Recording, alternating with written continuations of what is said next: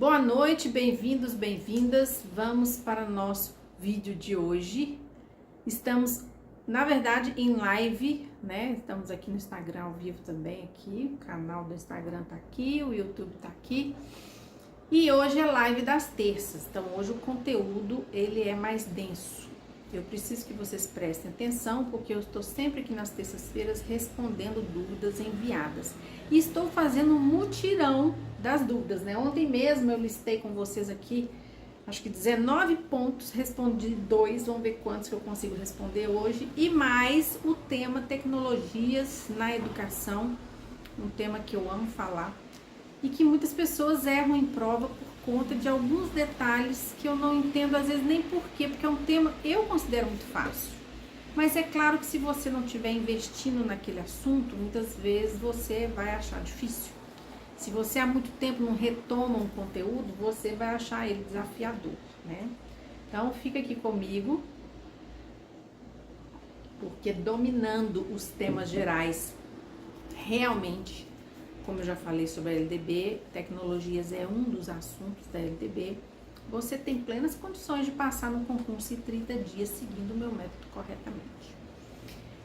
Primeira coisa, informes. Estamos com as inscrições abertas para o intensivão. O que é um intensivão? É um curso mais enxuto, 30 dias, 40 dias, 60 dias, depende aí da data da sua prova. Tem gente que está me conhecendo hoje, agora, você, por exemplo, que está assistindo aqui, Rose, eu caí aqui no seu canal do YouTube, geralmente é assim que fala, né? Cheguei hoje, não te conhecia, quero saber sobre o seu método. E hoje eu fiquei de abrir 5 vagas para a minha mentoria, vou explicar como é que funciona. Quem quiser a programação completa é só me chamar aqui no direct do Instagram, Ei Valéria, Ei Keila, ou me chamar no WhatsApp 31 997 98 33 93.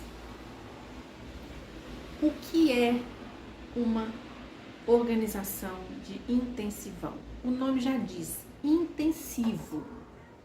Eu tenho 3 formas de atuar com vocês. Vocês acredito que já conhecem, quem me segue há mais tempo já sabe. Extensivo, acima de 1 ano estudando comigo. Eu não sei porque na educação o pessoal espera o edital abrir, porque na área do INSS, Receita Federal, Polícia Federal, o povo estuda 5 anos antes. Mas na educação é uma luta, né? Eu tô aqui há 28 anos de aprovações e tô todo ano falando a mesma coisa. Estudem com antecedência. Mas tem gente que me encontra de última hora, então vai estudar de última hora, fazer o quê, né? Se hoje você me encontrou, eu acredito que seja vontade de Deus, hoje você vai começar a estudar corretamente.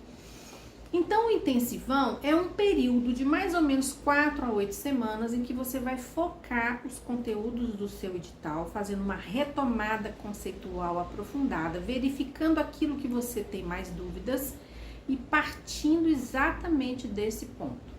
Você faz uma sondagem de nível comigo para a gente poder trabalhar isso. Então, as inscrições do intensivão estão abertas. Me chama e me fala a data da sua prova, que eu faço toda a programação, plano de estudo, cronograma, tudo juntinho com você. E a vantagem é ter a minha mentoria nesse período de 30 dias, 40 dias, onde eu te acompanho e a gente junto vai acelerar aí os seus resultados. Por que as pessoas me perguntam sobre tecnologias? O que está por trás dessa pergunta? O que está por trás dos erros que você comete ao estar estudando sobre este assunto? Eu lembro quando eu era da Prefeitura de Belo Horizonte, né, quando eu estava ainda trabalhando e atuei 15 anos na Secretaria de Educação e fui convidada para estar na coordenação junto com 2 amigos que ficaram meus amigos no núcleo de tecnologia da SMED, e a gente foi convidado pela gestão para construir um material de orientação para os professores. A gente trabalhava com formação de professores essencialmente, né? Já estive no CAP, no Centro de Aperfeiçoamento dos Professores, depois passei para a CPP, que era a Coordenação de Política Pedagógica. E nesse movimento a gente ouvia muita, mas muita gente na rede falando: lá na minha escola, laboratório de informática parece um elefante branco. Ninguém entra, fica trancado, a chave está dentro da gaveta da direção, ninguém sabe mexer. tem que ter um técnico, tem que ter o famoso professor de informática. Gente, não faz sentido ter um professor de informática. Todo professor, professora tem que dominar a informática. Mas sabe que ano era isso? 2001. Nós estamos em 2026. Ou seja, há 25 anos atrás, a maioria das escolas públicas neste país tinha um conjunto de uns 30, 40 computadores numa sala de informática completamente parados.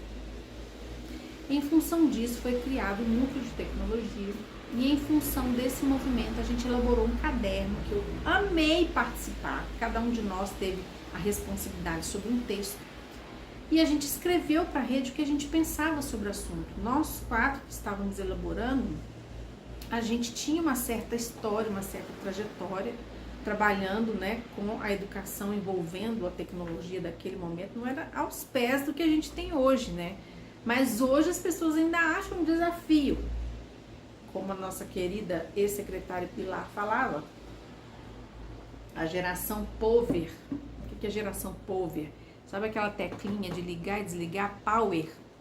As pessoas só sabiam desligar e ligar o computador, não sabia mais nada.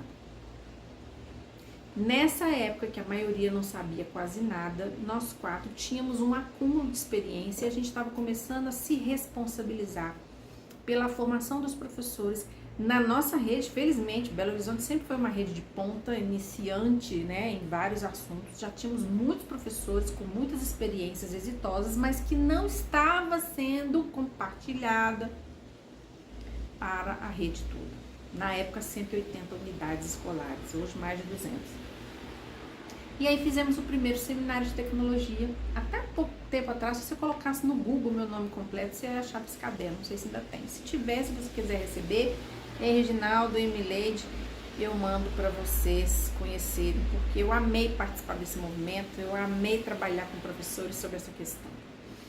Então, uma das preocupações era: o professor precisa dominar o uso da tecnologia, principalmente o acesso a computadores, mas não desligado da internet, porque não faz sentido. O acesso da informação é super potente, mas além disso, o professor não precisava só saber, ele precisava saber ensinar sobre.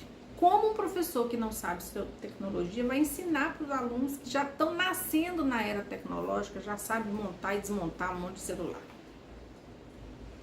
Esse era o nosso desafio. Muitos professores foram convidados, responderam a esse convite à altura, participaram do seminário, relataram as suas atividades, relataram tudo que já estavam fazendo com os meninos.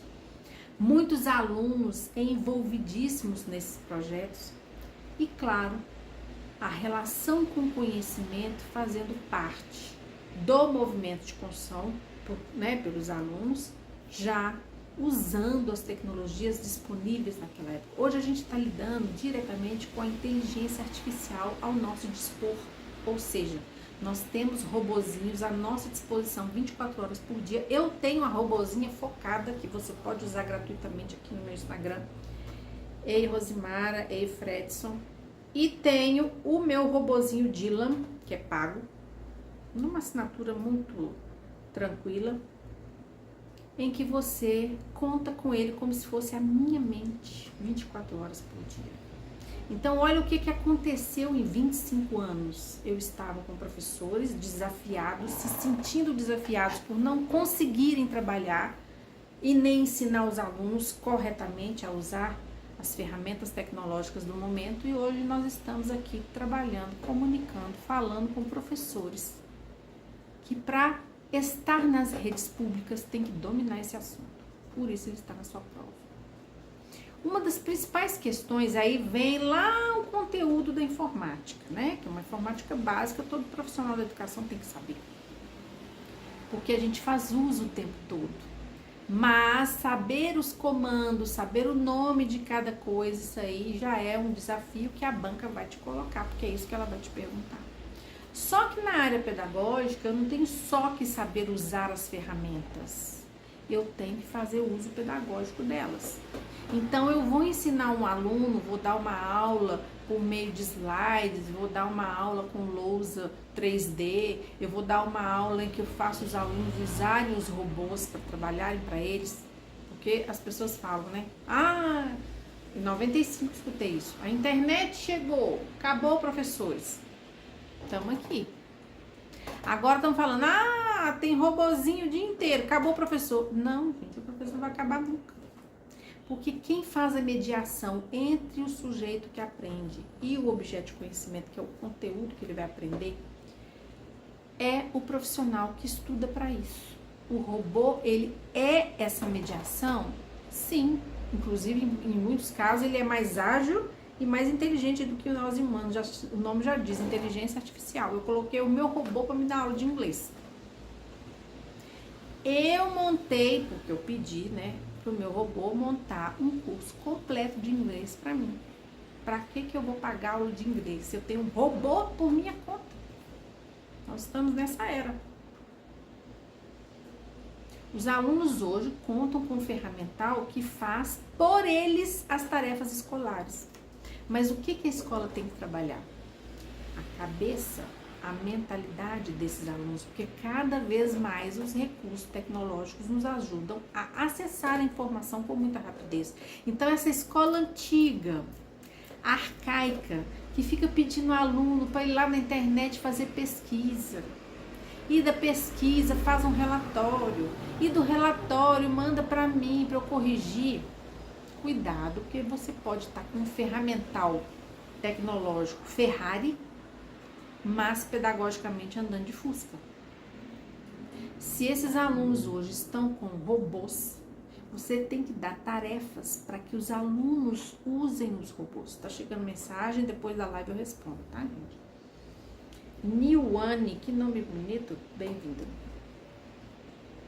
Compreende? Então, além do professor estar tecnologicamente antenado ao que está acontecendo com o mundo e o que ele tem de ferramental para usar no processo de aprender dos seus alunos, também tem que pensar que tipo de tarefa pedagógica eu vou passar para os meus alunos para que eles usem o ferramental para aprender, para ampliar seus conhecimentos, para fazer uso das informações coletadas para mudar a sua realidade para melhor. E não ficar pedindo tarefinha lá da década de 70, eu estudei nessa época, né? Em que o conteúdo pedido era: resolva 500 exercícios de fixação sobre verbos. Resolva 500 exercícios de fixação sobre equação de segundo grau. Não estamos no momento de ficar colocando coisa na cabeça. Estamos no momento de usar a cabeça diante de todo o repertório de conteúdo que nós temos agilidade hoje para ter nas mãos.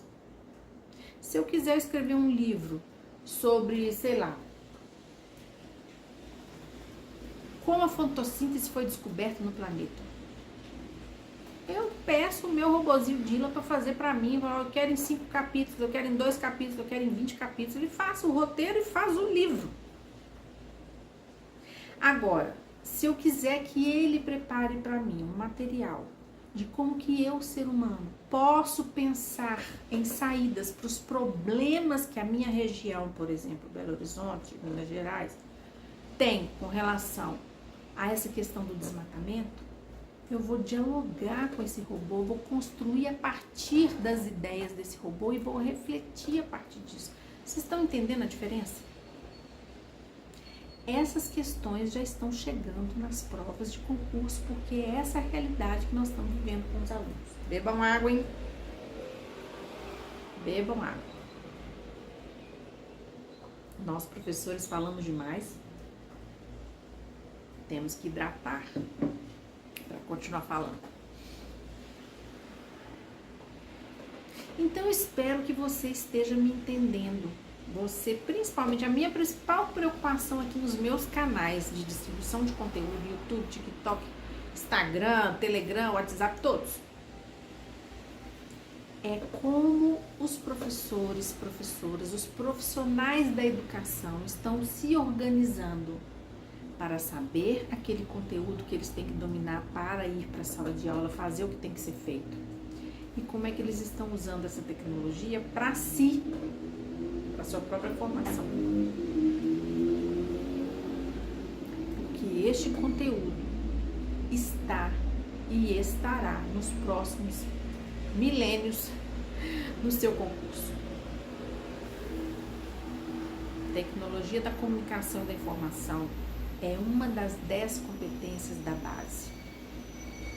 Está presente em praticamente todas as competências de todas as áreas de conhecimento. Vocês precisam dominar isso.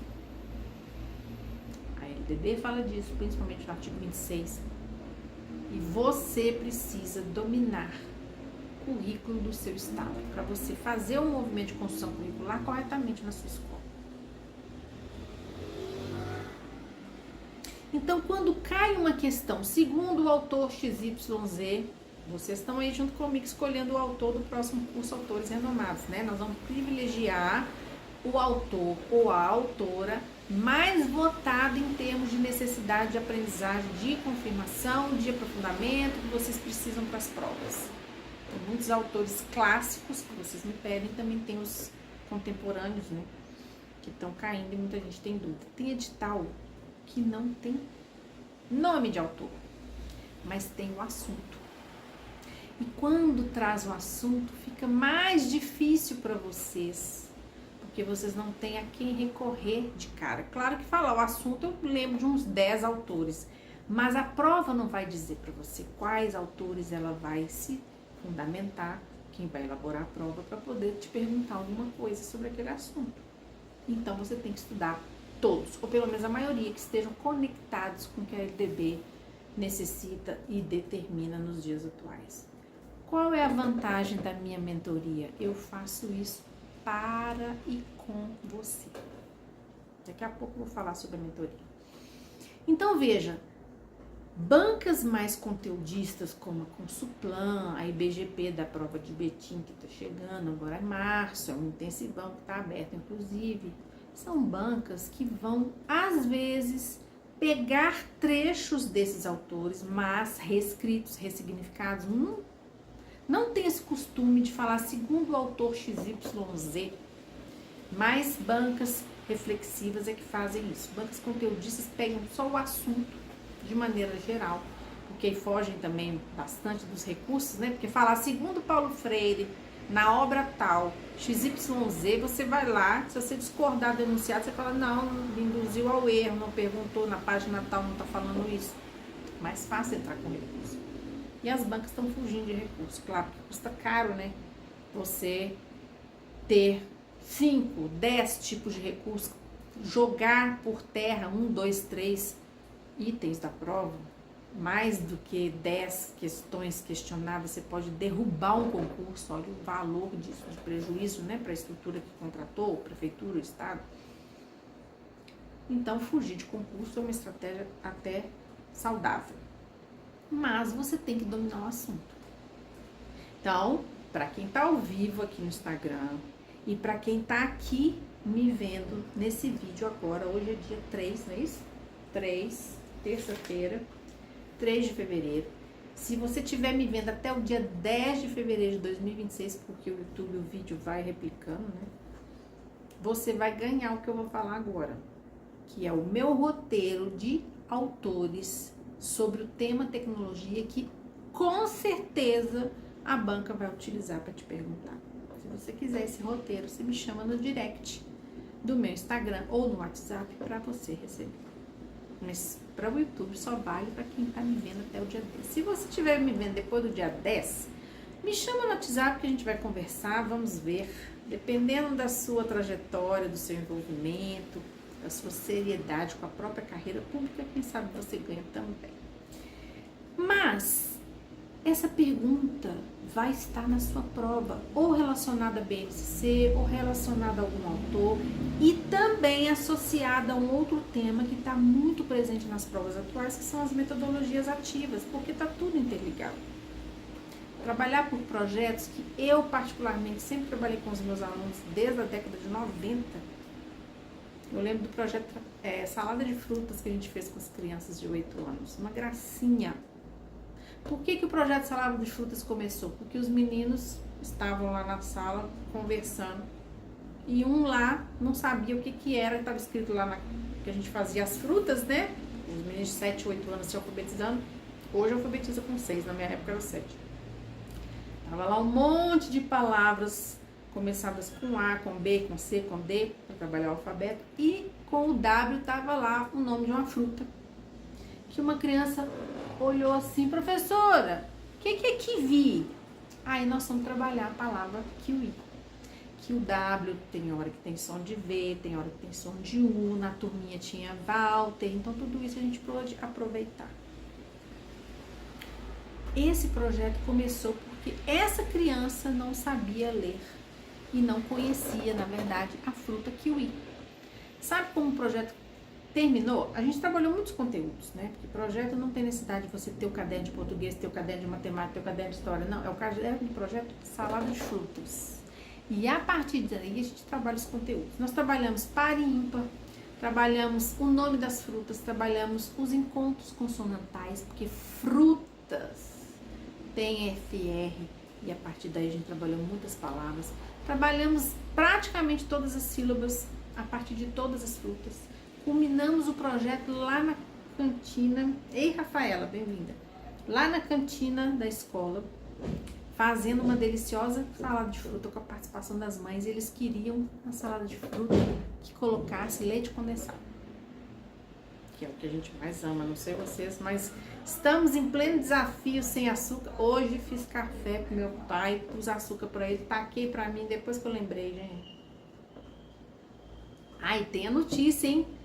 Meu vídeo tá concorrendo, eu coloquei pra vocês, né? Espero que vocês votem lá. Fecha parênteses.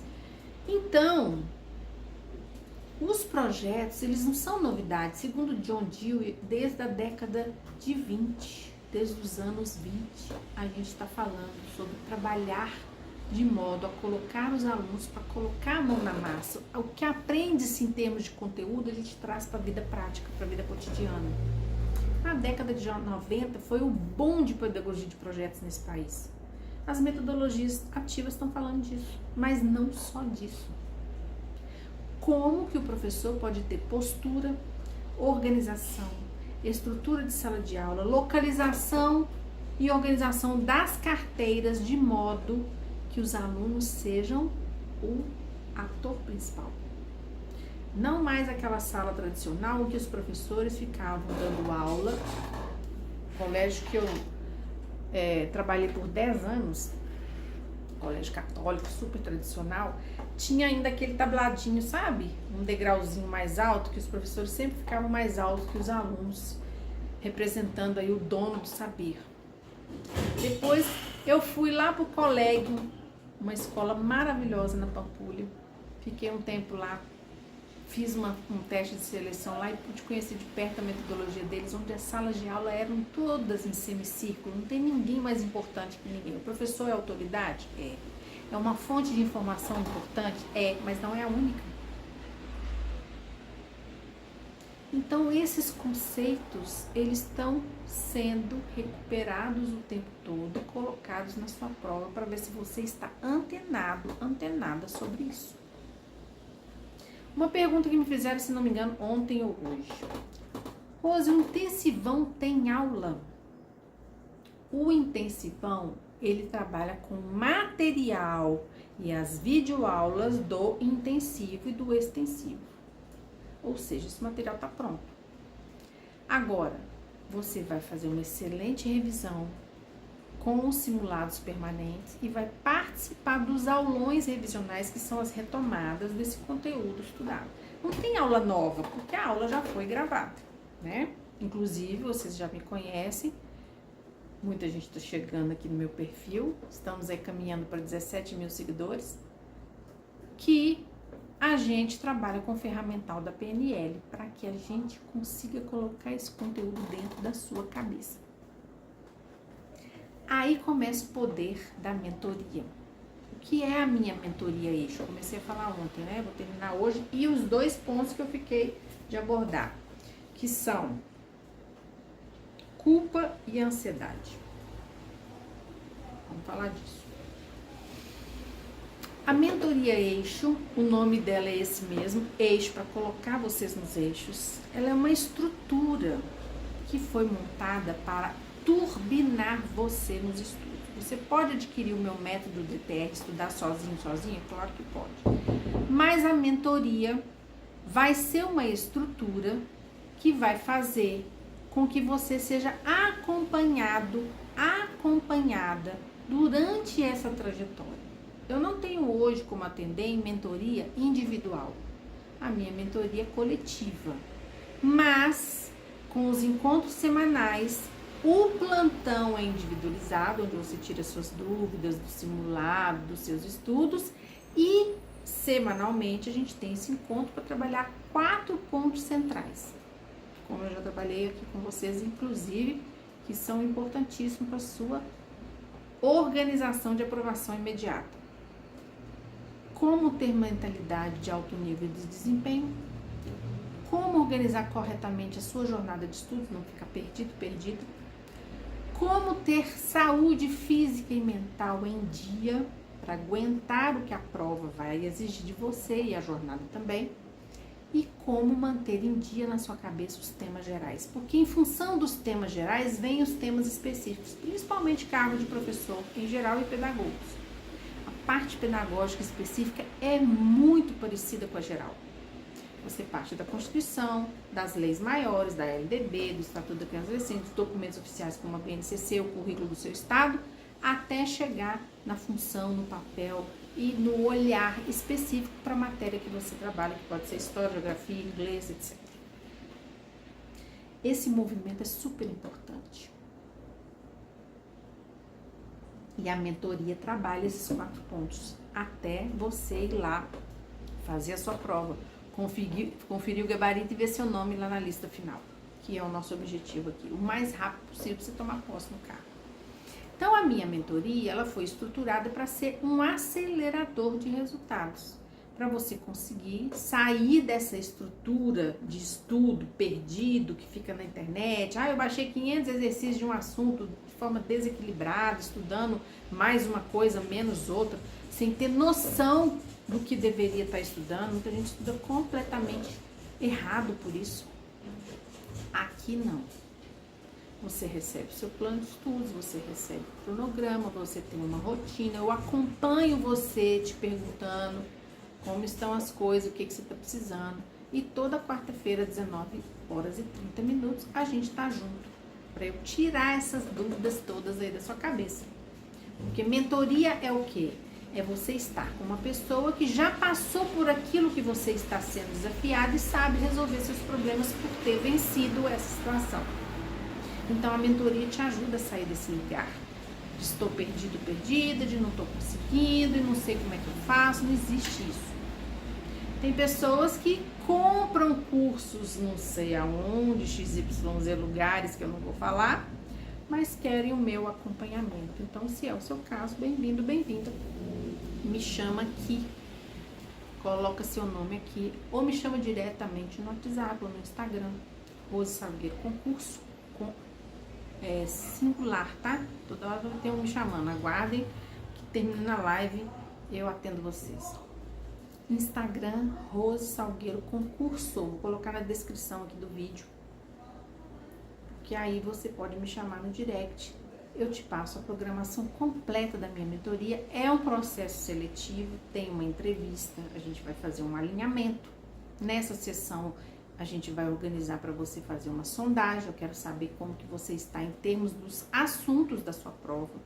Ela estando marcada, o edital está aberto ou não, a gente estuda com o anterior, que é praticamente a mesma coisa. Você vai ter um movimento de sondagem comigo para eu saber qual é o seu ponto de partida, quais são as suas dificuldades iniciais, como é que a gente tem que trabalhar isso. E uma das questões é sempre essa: eu estou sentindo culpa e ansiedade. Eu escuto isso muito. Culpa porque eu estou estudando pouco diante do que deveria, e ansiedade porque eu não estou conseguindo dar conta como deveria. E uma coisa às vezes está ligada à outra.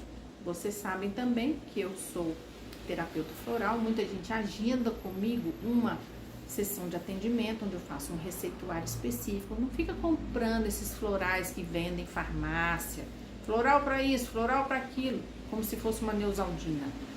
Os florais idealmente falando, foram feitos para você ter um receituário de acordo com as suas necessidades. Nós temos floral para memória, nós temos floral para ansiedade, nós temos floral para várias coisas. Mas eu preciso fazer uma anamnese com você para eu entender o seu momento, entender o porquê dessa culpa, o porquê dessa ansiedade, para a gente conseguir lidar com ela e você vencê-la para a prova. Não adianta ficar com questões na mente te atrapalhando, fervilhando, se você não conseguir lidar com isso. Isso vai aparecer em algum momento e às vezes, ou a maioria das vezes, isso vai te assombrar lá na hora da prova. Ansiedade, angústia, respiração curta, tudo isso começa a acontecer, calafrio, mão suando com quem está completamente sem a gestão do seu próprio emocional. A boa notícia é que isso tem jeito. Para a live não cair, eu quero agradecer aqui quem está no YouTube, vamos encerrar.